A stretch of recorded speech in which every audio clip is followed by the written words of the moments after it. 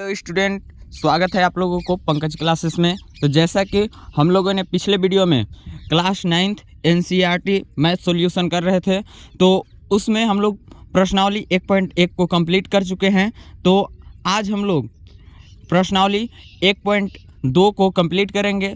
तो आप लोग इसी तरह से बने रहिएगा, वीडियो के एंड तक ज़रूर देखिएगा ताकि अच्छी तरीक़े से समझ में आए, क्योंकि जो हम लोगों ने पिछले वीडियो में कंप्लीट किया उस तरह से इसको भी कंप्लीट करेंगे और आगे भी कंप्लीट करेंगे, यानी कि 1.3 भी कंप्लीट करेंगे, 1.4 भी कंप्लीट करेंगे।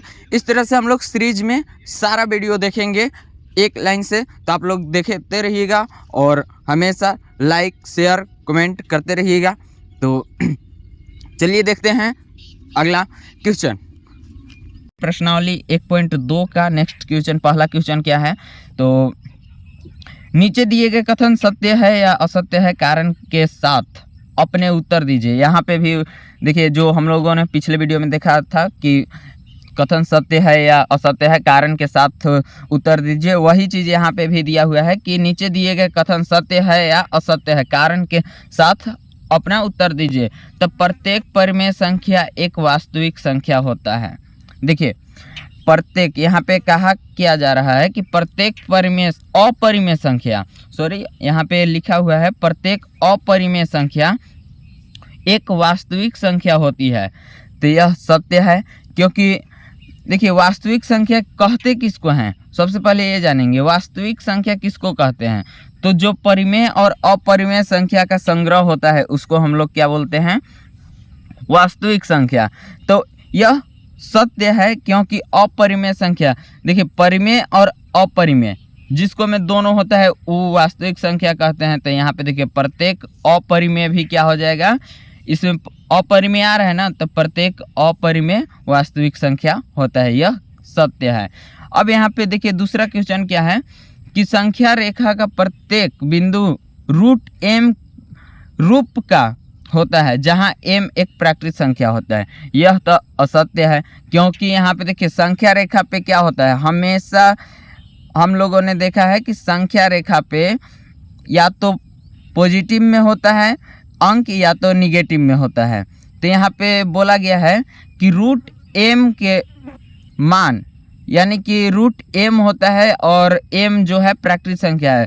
तो हाँ कह सकते हैं कि कुछ रूट में जो है वो हो सकते हैं प्राकृतिक संख्या। जैसे मैं यहाँ पे देखिए, अगर जो हम लोग √16 को लिखा जाए तो इसका वर्गमूल निकालेंगे 4 हो जाएगा, यानी कि ई प्राकृतिक संख्या है, ई 4 भी प्राकृतिक संख्या है। लेकिन वहीं पे कहा जाए √5 को अगर जो देख लिया जाए तो इसका तो हम लोग पूरा एग्जैक्ट आंसर नहीं ला सकते हैं, इसका मतलब ये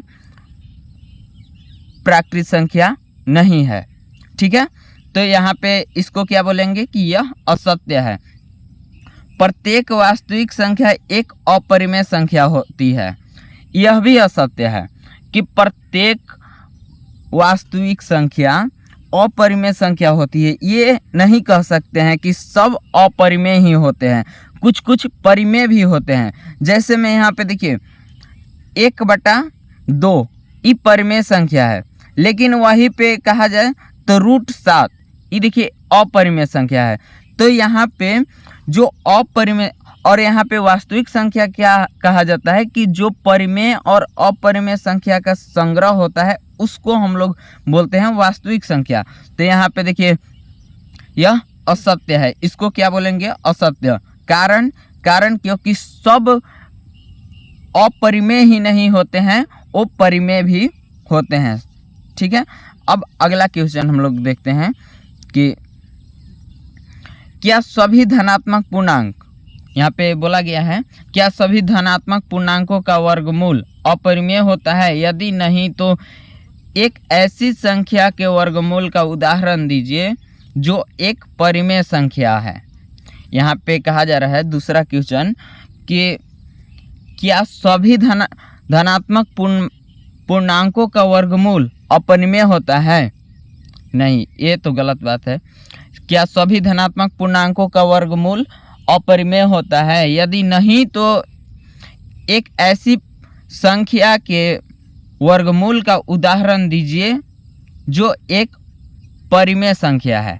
तो यहाँ पे देखिए सभी धनात्मक पूर्णांकों का परिमेय ई तो नहीं कह सकते हैं कि सॉरी यहाँ पे क्वेश्चन, हाँ यहाँ पे ये तो नहीं कह सकते हैं कि अपरिमेय ही होता है।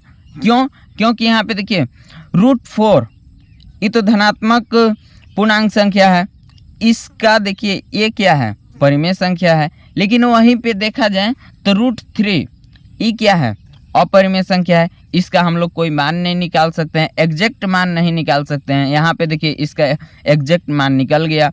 और वहीं पे कहा जाए तो √16 यानी कि ई भी देखिए धनात्मक पूर्णांक संख्या है, ई भी क्या है, परिमेय। इसका जब हम निकालेंगे वर्गमूल तो 4 आएगा, तो यानी कि परिमेय संख्या है।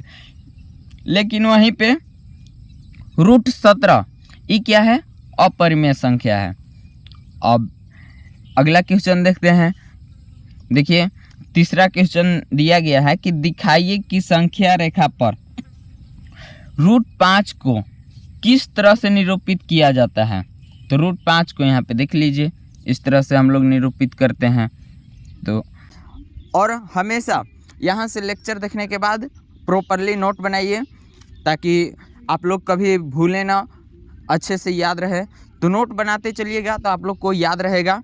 आज के लिए इतना ही रखते हैं, थैंक यू।